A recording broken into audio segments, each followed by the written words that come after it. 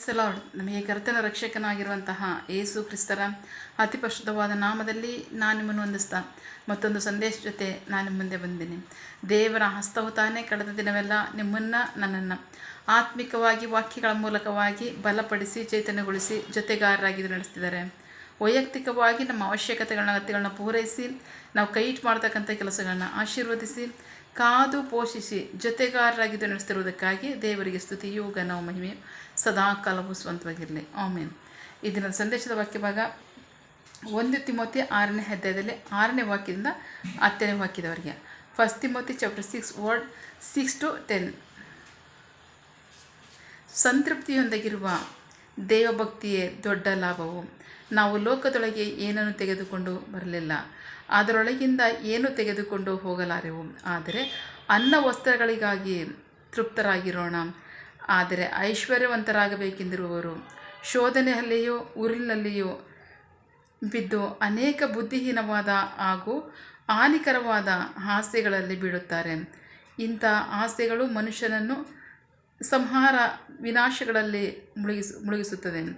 ಹಣದ ಪ್ರೀತಿಯು ಸಕಲ ವಿಧವಾದ ಕೆಟ್ಟತನಕ್ಕೆ ಬೇರಾಗಿದೆ.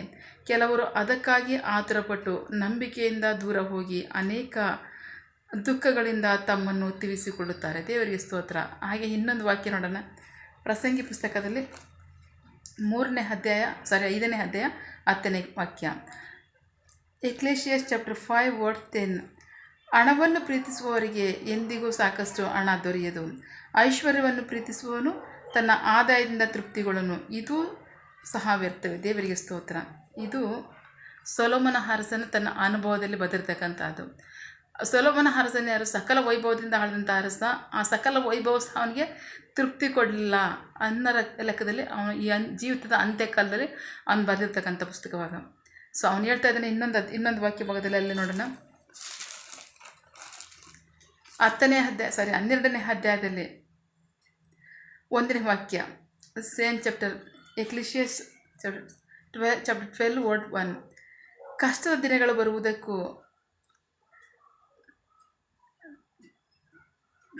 ದಿನಗಳು ಬರುವುದಕ್ಕೆ ಮೊದಲು ಇವುಗಳಲ್ಲಿ ನನಗೆ ಸಂತೋಷವಿಲ್ಲ ಎಂದು ಹೇಳುವ ವರ್ಷಗಳು ಸಮೀಪಿಸುವುದಕ್ಕೆ ಮೊದಲು ಈಗ ನಿನ್ನ ಯೌವನದ ದಿನಗಳಲ್ಲಿ ಸೃಷ್ಟಿಕರ್ತನನ್ನು ಸ್ಮರಿಸಿಕೋ. ದೇವರಿಗೆ ಸ್ತೋತ್ರ.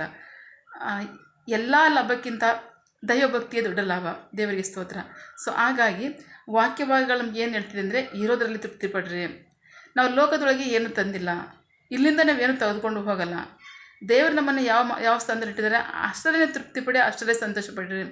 ಅತಿಯಾಗಿ ಹಣದ ಆಸೆ ಪಡೋದಾದರೆ ಅದರಿಂದ ನೀವು ಯಾವತ್ತೂ ಸಹ ತೃಪ್ತಿ ಹೊಂದಲ್ಲ. ಅದು ಯಾವತ್ತೂ ಸಹ ನಿಮಗೆ ಸಂತೋಷವನ್ನು ಕೊಡಲ್ಲ. ಐಶ್ವರ್ಯವನ್ನು ಅತಿಯಾಗಿ ಆಸೆ ಪಟ್ಟರೆ ಅದು ಸಹ ಸಂತೋಷ ಕೊಡಲ್ಲ. ಹಣವನ್ನು ಅಧಿಕವಾಗಿ ಆಸೆ ಪಟ್ಟರೆ ಅದು ಸಹ ಸಂತೋಷ ಕೊಡಲ್ಲ. ನಿಮ್ಗೆ ಏನಿದೆ ಅದರಲ್ಲಿ ನೀವು ತೃಪ್ತಿಪಡ್ರಿ. ದೈವಭಕ್ತಿಯನ್ನು ದೊಡ್ಡ ಲಾಭ ಮಾಡಿಕೊಳ್ರಿ. ಅದು ನಿಮಗೆ ಸಮಾಧಾನವನ್ನು ಕೊಡುತ್ತೆ, ಸಂತೋಷವನ್ನು ಕೊಡುತ್ತೆ, ಆಶೀರ್ವಾದಕರವಾಗಿರುತ್ತೆ, ದೇವರೊಟ್ಟಿಗಿನ ಸಂಬಂಧವಾಗಿರುತ್ತೆ ಅಂತ ವಾಕ್ಯಭಾಗದಲ್ಲಿ ಹೇಳ್ತದೆ. ದೇವರಿಗೆ ಸ್ತೋತ್ರ. ಸೊ ಅಲ್ಲಿ ಪ್ರಸಂಗಿ ಪುಸ್ತಕದಲ್ಲಿ 12ನೇ ಅಧ್ಯಾಯದಲ್ಲಿ 1ನೇ ವಾಕ್ಯ ಏನು ಹೇಳುತ್ತೆ ಅಂದರೆ, ಈ ಜೀವಿತದಲ್ಲಿ ನಾವು ಹೇಗೆ ಬೇಕಾದ್ರೂ ಜೀವಿಸ್ಬೋದು, ಎಷ್ಟೇ ಸಂತೋಷದಿಂದ ಜೀವಿಸ್ಬೋದು, ಎಷ್ಟೇ ಐಶ್ವರ್ಯದಿಂದ ಜೀವಿಸ್ಬೋದು. ಆದರೆ ಭಕ್ತಿಹೀನರಾಗಿ ಜೀವಿಸೋದ್ರಿಂದ ಏನೂ ಲಾಭ ಇಲ್ಲ. ಭಕ್ತಿಹೀನರಾಗಿ ಜೀವಿಸೋದಾದರೆ ಅಂತ್ಯಕಾಲದಲ್ಲಿ ನಮಗೆ ಆ ಜೀವಿತವೇ ವ್ಯರ್ಥ ಅನಿಸುತ್ತೆ. ಯಾರಿಗೆ ಬೇಕು ಈ ಜೀವನ? ಇದರಿಂದ ಏನು ಪ್ರಯೋಜನ ಆಯಿತು? ಇದರಿಂದ ಏನು ಸಾಧನೆ ಮಾಡಿದ್ವಿ ಅಂತ ಒಂದು ಕಾಲಕ್ಕೆ ನೀವೇ ದುಃಖ ಪಡ್ತೀರಾ, ವ್ಯಥೆ ಪಡ್ತೀರಾ, ಬೇಸರಗೊಳ್ತೀರಾ.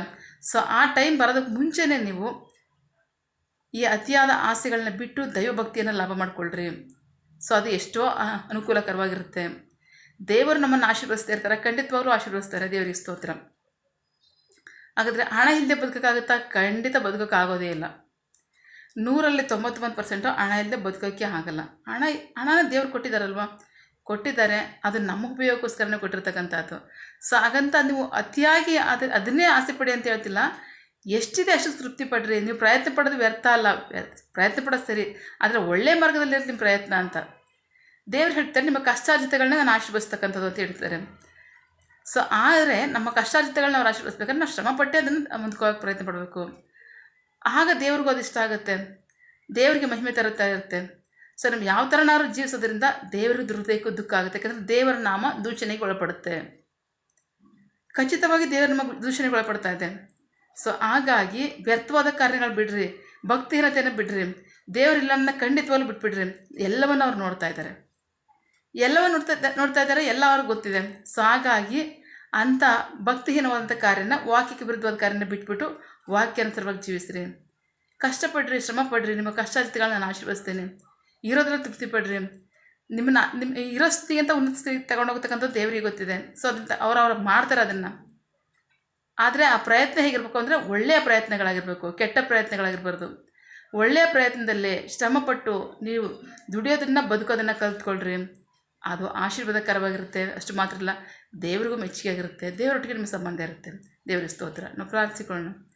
ಸಕಲ ಸೃಷ್ಟಿಕರ್ತನೇ, ಸರ್ವಾಧಿಕಾರಿಯೇ, ಸಾರ್ವಭೌಮನೇ, ಉನ್ನತನೇ, ಮಹೋನ್ನತನೇ, ಮಹಾಪರಿಶುದ್ಧನೇ, ಪ್ರೀತಿ ಸ್ವರೂಪನೇ, ನೀತಿವಂತ ನ್ಯಾಯಾಧಿಪತಿಯೇ, ಸೇನಾಧೀಶ್ವರನೇ, ಇರುವಾತನೇ, ಸರ್ವವ್ಯಾಪಿ ಸಪ್ಪ, ಇದರ ವಾಕ್ಯಗಳ ಮೂಲಕವಾಗಿ ನಮ್ಮ ಸಂಗಡ ಮಾತಾಡ್ತಾರೆ. ನಿಮ್ಮ ಪ್ರೀತಿಗಾಗಿ, ನಂಬಿಗಸ್ತಿಗೆ ನಿಮಗೆ ಸ್ತೋತ್ರ.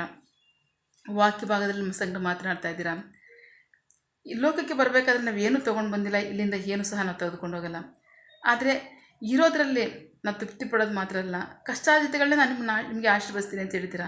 ಸೊ ಹಾಗಾಗಿ ನಾವು ನಿಮ್ಮ ಭಯಭಕ್ತಿಯಲ್ಲಿ, ನಂಬಿಗಸ್ತಿಕೆಯಲ್ಲಿ, ನಿಮ್ಮ ವಾಕ್ಯಾನುಸಾರವಾಗಿ ನಾವು ನಡೆಯಬೇಕಾದ ಮಾರ್ಗವನ್ನು ಭಕ್ತಿ ಮಾರ್ಗಕ್ಕೆ ಅನುಸಾರವಾಗಿ ನಾವು ಜೀವಿಸಿ, ನಾವು ಶ್ರಮಪಟ್ಟು ದುಡಿಯೋದ್ರ ಮೂಲಕ ಹೋಗಿ, ಅಷ್ಟು ಮಾತ್ರ ಅಲ್ಲ, ನಿಮ್ಮ ಆತ್ಮಿಕತೆಯಲ್ಲಿ ನಾವು ನಡೆದು, ನಿಮ್ಮ ಭಯಭಕ್ತಿಯಲ್ಲಿ ನಡೆದು, ನಿಮ್ಮಲ್ಲಿ ಅನ್ಯೋನ್ಯತೆಯಿಂದ ಜೀವಿಸಿ, ನಮ್ಮ ಆಶೀರ್ವಾದವನ್ನು, ಅಷ್ಟು ಮಾತ್ರ ಅಲ್ಲ, ಐಶ್ವರ್ಯವನ್ನು, ದೈವಭಕ್ತಿಯನ್ನು ಸಹ ಹೊಂದ್ಕೊಳ್ಳೋದಕ್ಕೆ ನೀವು ನಮ್ಮ ಸಂಗಡ ಮಾತನಾಡಿದರೆ ಅದಕ್ಕಾಗಿ ಸ್ತೋತ್ರ. ನಿನ್ನ ಜನರು ಕೈ ಮಾಡ್ತಕ್ಕಂಥ ಕೆಲಸವನ್ನು ಆಶೀರ್ವದಿಸು. ಅವರ ಅವಶ್ಯಕತೆಗಳನ್ನ, ಅಗತ್ಯಗಳನ್ನ ಪೂರೈಸು, ಕೊರತೆಗಳನ್ನ ನೀಗಿಸು. ಆಮೇಲೆ ಯಾವ ಕಾರ್ಯದಲ್ಲಿ ಅವರು ನಿರೀಕ್ಷೆ ಉಳ್ಳವರಾಗಿದ್ದಾರೆ, ಮಕ್ಕಳ ವಿದ್ಯಾಭ್ಯಾಸ, ಆರೋಗ್ಯ, ಅವರ ಜೀವನ ಅವಶ್ಯಕತೆಗಳ ಅಗತ್ಯಗಳು, ಯವನಸ್ಥರ ವಿದ್ಯಾಭ್ಯಾಸ, ಆರೋಗ್ಯ, ಅವರ ಜೀವನ ಅವಶ್ಯಕತೆಗಳ ಅಗತ್ಯಗಳು, ಕೆಲಸ, ಬಿಸಿನೆಸ್, ಸೇವೆ, ವಿವಾಹ ಕಾರ್ಯ, ವಯಸ್ಸಾದವರ ಜೀವನ ಅವಶ್ಯಕತೆಗಳ ಅಗತ್ಯಗಳು, ಆರೋಗ್ಯ, ಸೇವೆ, ಯಾವ ಕಾರ್ಯದಲ್ಲಿ ಅವ್ರು ನಿರೀಕ್ಷೆ ಉಳ್ಳವರಾಗಿದ್ದಾರೆ, ಆ ಕಾರ್ಯದಲ್ಲಿ ತಕ್ಕ ಸಮಯದಲ್ಲಿ ನಿಮ್ಮ ಚಿತ್ತಾನುಸಾರವಾಗಿ ಇವತ್ತು ಹೊಂದ್ಕೊಳ್ಳಿ. ಆಮೇನ್. ನೀವು ಹಾಗೆ ಮಾಡೋ ಪ್ರೀತಿಗಾಗಿ, ನಂಬಿಗಸ್ತಿಗೆ ನಿಮಗೆ ಸ್ತೋತ್ರ. ನಮ್ಮ ಪ್ರಾರ್ಥನೆ ನೀವು ಕೇಳಿದ್ದೀರಾ, ಅದರಂತೆ ನಡೆಸ್ತಿರೋದಕ್ಕಾಗಿ ಸ್ತೋತ್ರ. ನಮ್ಮ ಪ್ರಾರ್ಥನೆಯನ್ನು ನಮ್ಮ ರಕ್ಷಕನಾದ ಯೇಸು ಕ್ರಿಸ್ತರ ಅತಿ ಪರಿಶುದ್ಧವಾದ ನಾಮದಲ್ಲಿ ಪ್ರಾರ್ಥಿಸಿ ನಿಮ್ಮ ಪಾದಗಳು ಸಲ್ಲಿಸಿ ನಾವು ಬೇಡಿ ಹೊಂದಿದ್ದೇವೆ ನಮ್ಮ ಜೀವನ ತಂದೆಯೇ. Amen. God bless you all. ದೇವರು ತಾನೇ ಇದರ ವಾಕ್ಯಗಳ ಮೂಲಕವಾಗಿ ನಮ್ಮ ಸಂಗಡ ಮಾತನಾಡಿದ್ದಾರೆ, ನಮ್ಮನ್ನು ಆಶೀರ್ವದಿಸಿದ್ದಾರೆ. ಆಮೇನ್. All the best.